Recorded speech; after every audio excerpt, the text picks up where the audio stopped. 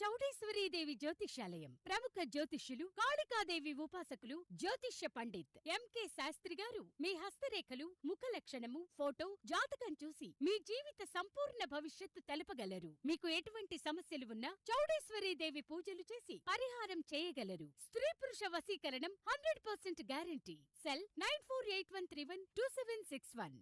నమస్తే friends, welcome to CR ముచ్చట్లు. Friends, కొందరు సినీ సెలబ్రిటీల దాంపత్య జీవితం 3 నెలల ముచ్చటగానే మారుతుంది. ప్రేమించి పెళ్లి చేసుకున్నాక కొన్నాళ్ళకే కాపురంలో కలహాలు చెలరేగి ఒకటిగా ఉండలేక విడాకులు తీసుకొని విడిపోతున్నారు. అలాగే కొన్ని దశాబ్దాలుగా కలిసి ఉన్న సెలబ్రిటీ కపుల్స్ కూడా ఇప్పుడు మనస్పర్ధాలతో లేక వేరే వారితో ఉన్న ఎఫ్ఐఆర్స్ కారణంగా విడాకులు తీసుకొని వారి పిల్లల్ని అనాథలను చేస్తున్నారు. ఇక ఈ లిస్టులో తాజాగా సీనియర్ తెలుగు నటి రమ్యకృష్ణ సైతం చేరినట్లు తెలుస్తుంది. తన భర్త కృష్ణవంశీతో ఉన్న విభేదాల కారణంగా తమ 21 ఏళ్ల వివాహ బంధానికి ఆమె స్వస్తి పలకబోతున్నట్లు వార్తలు హల్చలవుతున్నాయి. నిజంగానే రమ్యకృష్ణ తన 54వ ఏటకి విడాకులు తీసుకుంటుందా? డైరెక్టర్ రాఘవేంద్రరావుకి రమ్యకృష్ణకి ఉన్న సంబంధం ఏంటి? రాజేంద్ర ప్రసాద్ సపోర్ట్తోనే రమ్యకృష్ణ తెలుగులో స్టార్ హీరోయిన్గా ఎదిగిందా అని నమ్మలేని నిజాల్ని ఈ వీడియోలో చెప్పడానికి నేను ప్రయత్నిస్తాను. మీరు మాత్రం ఈ వీడియోని పూర్తిగా చూడండి. రమ్యకృష్ణన్ అలియాస్ రమ్యకృష్ణ. ఈమె 1970 సెప్టెంబర్ 15న తమిళనాడులోని చెన్నైలో ఒక బ్రాహ్మణ ఫ్యామిలీలో జన్మించింది. తండ్రి కృష్ణన్, తల్లి మాయా. ఈమెకు వినయ కృష్ణన్ అనే చెల్లెలు కూడా ఉంది. ఇక రమ్యకృష్ణ తండ్రి ఒక ప్రైవేట్ జాబ్ చేసుకుంటూ కుటుంబాన్ని పోషిస్తే తల్లి హౌస్ వైఫ్ గా ఉండేది. ఇదిలా ఉంటే 60s 70s లో హాస్య నటుడిగా ఉన్న చో రామస్వామి రమ్యకృష్ణకి మేనమామ అవ్వడం విశేషం. ఇక చిన్నప్పటి నుండి మేనమామతో షూటింగ్ కి వెళ్లడం, ఆ షూటింగ్ లో చైల్డ్ ఆర్టిస్ట్ గా ఏదైనా క్యారెక్టర్ ఉంటే రమ్యకృష్ణతో రామస్వామి చేపించేవాడు. ఇక అలా తరచూ షూటింగ్ స్పాట్ కి వెళ్లడంతో రమ్యకృష్ణకి యాక్టింగ్ మీద మక్కువ ఎక్కువైంది. ఇదిలా ఉంటే రమ్యకృష్ణ ఇంటి ఆర్థిక పరిస్థితులు కూడా అంతంత మాత్రమే ఉండడంతో తల్లిదండ్రులు కూడా సినిమాల్లో యాక్ట్ చేపించేందుకు సపోర్ట్ చేసేవారు. ఇక రమ్యకృష్ణ తన స్కూలింగ్ ని చెన్నైలోని ప్రైవేట్ స్కూల్లో చదివేటప్పుడు ఈమె మేనమామ ఈమెను క్లాసికల్ డాన్స్ క్లాస్ లో చేర్పించారు. ఇదిలా ఉంటే చదువుల్లో అంతంత మాత్రమే ఉన్న రమ్యకృష్ణ ఎప్పుడు డాన్స్ ప్రాక్టీస్ చేస్తుండేది. ఇక ఈమెను త్వరగా హీరోయిన్ ని చేయాలని తల్లి ఈమెకు హార్మోన్ ఇంజెక్షన్స్ ని వేపించడంతో 13 ఏళ్లకే రమ్యకృష్ణకి హీరోయిన్ కావాల్సిన ఫిజిక్ వచ్చింది. దీంతో 7వ తరగతి చదువులకి ఫుల్ స్టాప్ పెట్టించి సినిమాల్లో ట్రై చేయడం మొదలెట్టారు. ఇక ఒకవైపు సినిమాల్లో ట్రై చేస్తూనే క్లాసికల్ డాన్స్ ప్రోగ్రామ్స్ లో పర్ఫామ్ చేస్తూ డబ్బుల్ని కూడా సంపాదిస్తుండేది.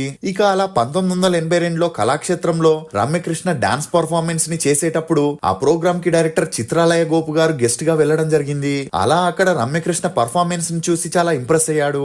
ఇదిలా ఉంటే చిత్రాలయ గోపు అప్పటికే వైజీ మహేంద్రన్ ని హీరోగా పెట్టుకొని వెల్లై మనసు అనే మూవీని ప్లాన్ చేసి అందులో హీరోయిన్ కోసం సెర్చింగ్ లో ఉన్నాడు. అలా అప్పటి వరకు 50కి పైగా అమ్మాయిల్ని ఆడిషన్ చేసిన చిత్రాలయ గోపుకి అందులో ఎవరు నచ్చలేదు.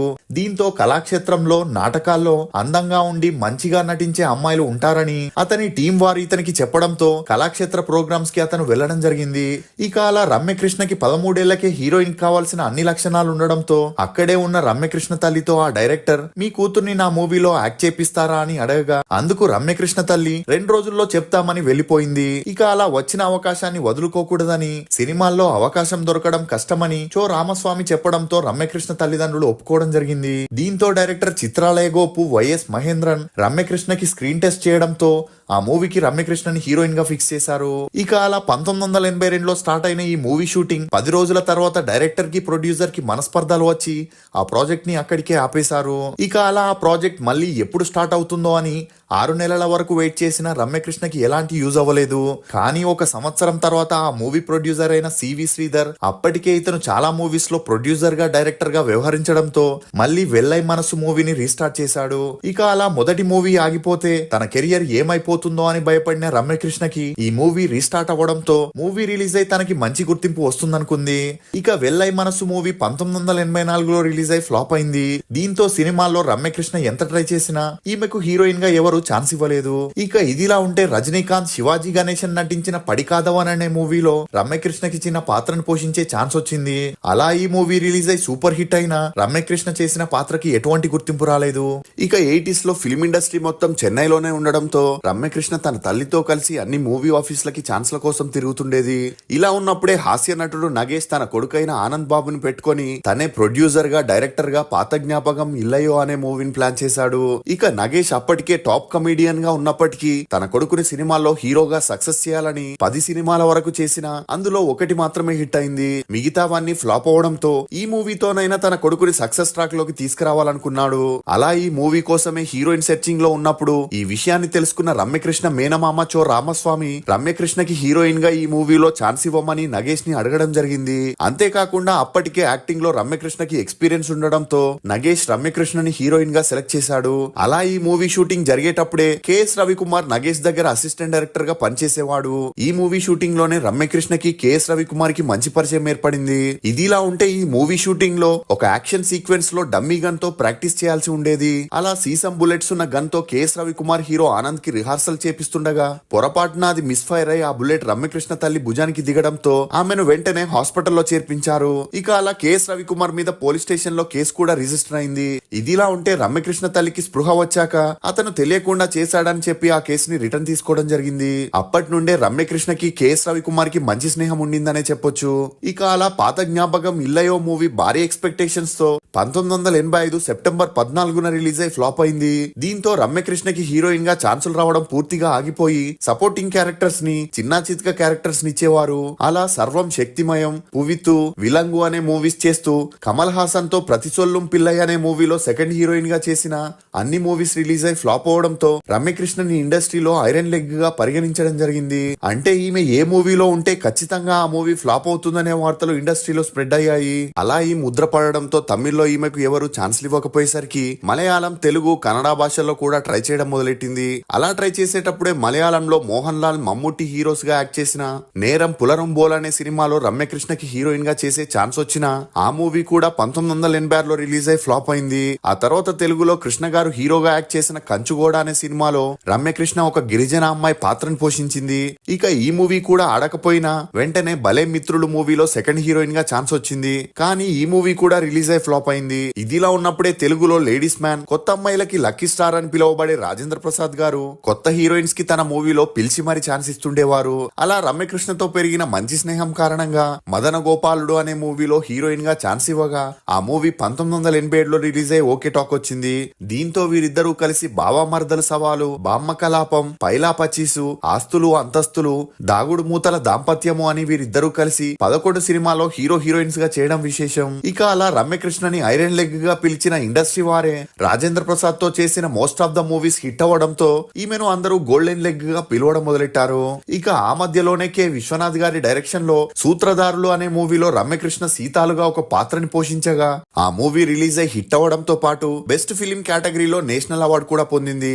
ఇక అప్పటి వరకు రాజేంద్ర ప్రసాద్ తో ఉన్న సన్నిహిత్యంతోనే మూవీస్ చేస్తున్న రమ్యకృష్ణ ఎప్పుడైతే డైరెక్టర్ కె రాఘవేంద్రరావు మోహన్ బాబుని హీరోగా పెట్టుకొని అల్లుడు గారు అనే మూవీలో సెకండ్ హీరోయిన్ గా రమ్యకృష్ణకి ఛాన్స్ ఇచ్చాడో అప్పటి నుండి కె రాఘవేంద్రరావు డైరెక్ట్ చేసిన అన్ని మూవీస్ లోనూ తనకే హీరోయిన్ గా ఛాన్స్ ఇవ్వడం మొదలెట్టాడు. అంతేకాకుండా ఇంతవరకు ఏ డైరెక్టర్ చూపించని రమ్యకృష్ణలోని గ్లామర్ యాంగిల్స్ ని కె రాఘవేంద్రరావు జనాలకి చూపించాడనే చెప్పొచ్చు. అలా అల్లరి మొగుడు, అల్లరి ప్రియుడు, మేజర్ చంద్రకాంత్, ముగ్గురు మొనగాళ్ళు, రాజసింహం, గరానా బుల్లోడు, అన్నమయ్య, ఇద్దరు మిత్రులు అని శ్రీదేవి తర్వాత కె రాఘవేంద్రరావు రమ్యకృష్ణతోనే ఎక్కువ మూవీస్ చేశాడని చెప్పొచ్చు. కానీ ఈ మూవీస్ లో హీరోయిన్ ని గ్లామర్ డాల్ గా చూపించడమే తప్ప యాక్టింగ్ కి స్కోప్ ఉండే పాత్రలు హీరోయిన్స్ కుండేవి కావు. అలా ఒకవైపు రమ్యకృష్ణ రాఘవేంద్రరావు గారితో మంచి స్నేహాన్ని కొనసాగిస్తూ మరోవైపు తమిళ్లోనూ ఎలాగైనా టాప్ హీరోయిన్ అవ్వాలని తనకి స్నేహితుడు అప్పటికే డైరెక్టర్ గా సక్సెస్ఫుల్ గా దూసుకుపోతున్న కెఎస్ రవికుమార్ ని రమ్యకృష్ణ కలవడం, తనకి తన మూవీస్ లో ఛాన్స్ ఇవ్వమని అడగడం జరిగింది. ఇక అదే సమయంలో కెఎస్ రవికుమార్ నరసింహ అనే మూవీని రజనీకాంత్ తో ప్లాన్ చేయగా ముందుగా నీలాంబరి పాత్రకి వేరే ఆర్టిస్ట్ ని సెలెక్ట్ చేయడం జరిగింది. కానీ కెఎస్ రవికుమార్ కి రమ్యకృష్ణతో ఉన్న మంచి స్నేహం కారణంగా నీలాంబరి పాత్రకి రమ్యకృష్ణకి ఇవ్వడం జరిగింది. ఇక ఈ మూవీ జరిగేటప్పుడే వీరి స్నేహం కాస్త సన్నిహిత్యంగా మారి ఇద్దరు ప్రేమలో పడ్డారు. కానీ అప్పటికే కెఎస్ రవికుమార్ కి పెళ్ళై 3 పిల్లలు కూడా ఉన్నారు.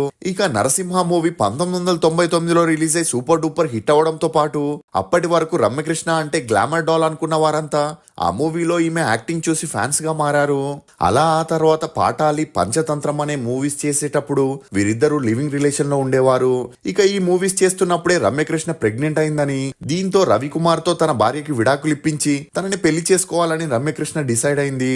అలా వీరిద్దరి ఎఫ్ఐఆర్ గురించి న్యూస్ పేపర్స్ లో అప్పట్లో హల్చల్ అవ్వడంతో కేఎస్ రవికుమార్ కి తన భార్యకి పెద్దగా గొడవలు జరగడం మొదలయ్యాయి.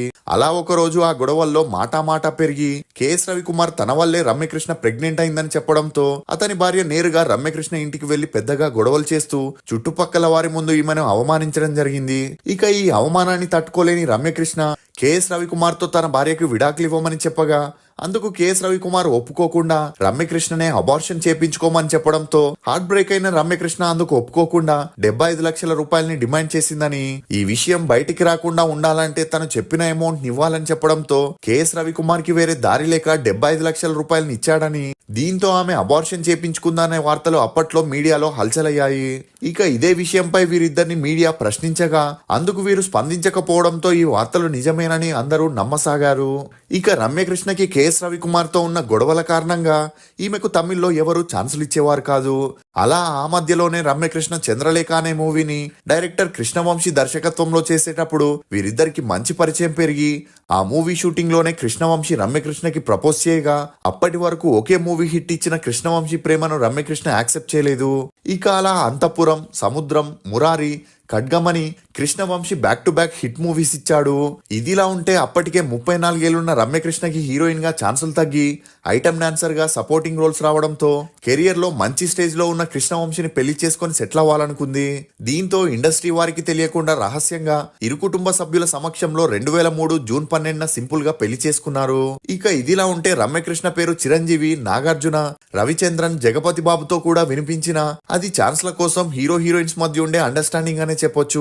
ఇక ఈ పెళ్లి తర్వాత కృష్ణవంశీ చేసిన శశిరేఖ పరిణయం, మొగుడు, పైసా, నక్షత్రం అనే మూవీస్ ని చేయగా అవి ఫ్లాప్ అవడంతో కృష్ణవంశీకి సినిమాలో ఛాన్సులు రాక రమ్యకృష్ణ సంపాదన మీదే ఆధారపడాల్సి వచ్చింది. ఇక వీరి అన్యోన్య సంసారానికి గుర్తుగా 2005 ఫిబ్రవరి 13న రిత్విక్ అనే కొడుకు జన్మించాడు. ఇక కొడుకు పుట్టిన తర్వాత వీరి ఇంటి ఆర్థిక పరిస్థితులు దారుణంగా మారడంతో మళ్ళీ రమ్యకృష్ణ సినిమాల్లో నటించాల్సిన పరిస్థితి వచ్చింది. ఇక అలా ట్రై చేస్తున్నప్పుడే ఈమెకు సినిమాల్లో చిన్నా చితక పాత్రలు వచ్చేవే తప్ప గుర్తుండే పాత్రలు వచ్చేవి కావు. దీంతో రమ్యకృష్ణ తన భర్తని హైదరాబాద్ లో వదిలేసి తన మకాన్ని చెన్నైకి మార్చి తమిళ్ సీరియల్స్ లో ట్రై చేయడం మొదలెట్టింది.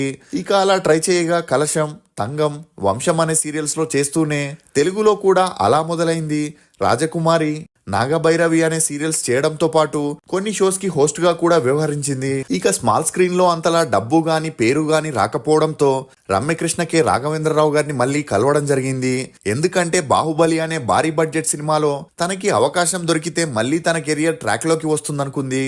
కానీ రాజమౌళి మాత్రం ఆ పాత్ర కోసం శ్రీదేవి డేట్స్ ట్రై చేయగా ఆమె పెట్టిన కొన్ని కండిషన్స్ వల్ల రాజమౌళి ఒప్పుకోకపోవడంతో రాఘవేంద్రరావు గారు రమ్యకృష్ణని రికమెండ్ చేయడం జరిగింది. ఇక అలా వేరే ఆప్షన్ లేక తన గురువు గారి మాటని కాదనలేక రాజమౌళి అందుకు ఒప్పుకొని శివగామి పాత్రని రమ్యకృష్ణకి ఇవ్వడం జరిగింది. ఇక ఈ మూవీ 2015లో రిలీజ్ అయి పాన్ ఇండియా లెవెల్లో బ్లాక్ బస్టర్ హిట్ అవ్వడంతో రమ్యకృష్ణ పాత్రకు గాను సపోర్టింగ్ ఆర్టిస్ట్ గా ఫిలింఫేర్ అవార్డ్ తో పాటు సైమా అవార్డ్ ని కూడా అందుకుంది. అలా ఈ మూవీతో మళ్ళీ రమ్యకృష్ణ సక్సెస్ ఫామ్ లోకి వచ్చిందని చెప్పొచ్చు. ఇదిలా ఉంటే తమిళ్లో కేఎస్ రవికుమార్ సూర్య హీరోగా నటించిన తానా సేందుకూటం అనే మూవీలో రమ్యకృష్ణ చేయడంతో అప్పటి నుండి కృష్ణవంశీకి రమ్యకృష్ణకి మనస్పర్ధాలు మొదలయ్యాయని, దీంతో వీరిద్దరూ విడాకులు తీసుకోబోతున్నారనే వార్తలు హల్చలయ్యాయి. అలా అప్పటి నుండి వీరిద్దరూ వేరువేరుగా ఉంటూ రమ్యకృష్ణ చెన్నైలో ఉంటే కృష్ణవంశీ హైదరాబాద్ లో ఉంటూ వచ్చాడు. అలా ఆ మధ్యలో వీరిద్దరూ విడాకులు తీసుకున్నారనే వార్తలు కూడా హల్చలైన కృష్ణవంశీ డైరెక్షన్ లో రంగమార్తాండ మూవీలో రమ్యకృష్ణ నటించడంతో ఈ విడాకుల వార్తలకి ఫుల్ స్టాప్ పడ్డాయి. ఇక ఇదే విషయంపై ఈమె భర్త కృష్ణవంశీ స్పందిస్తూ కొన్ని మనస్పర్ధల వల్ల తామిద్దరూ విడివిడిగా జీవిస్తున్నారు గాని ఇంకా విడాకులు తీసుకోలేదని, తాము ఇప్పటికీ మంచి స్నేహితులుగానే ఉంటున్నామని చెప్పుకరావడం గమనార్హం. ఇది ఫ్రెండ్స్ రమ్యకృష్ణ విడాకుల్లో కొన్ని నమ్మలేని నిజాలు. ఈ వీడియో మీద మీ అభిప్రాయాన్ని కమెంట్ సెక్షన్ లో తప్పకుండా తెలియజేయండి. మేము చేసిన ఈ వీడియో మీకు నచ్చినట్లయితే ఒక లైక్ ద్వారా మీ సపోర్ట్ ని మాకు తెలియజేయండి. For more interesting videos please subscribe to CR ముచ్చట్లు. Thank you.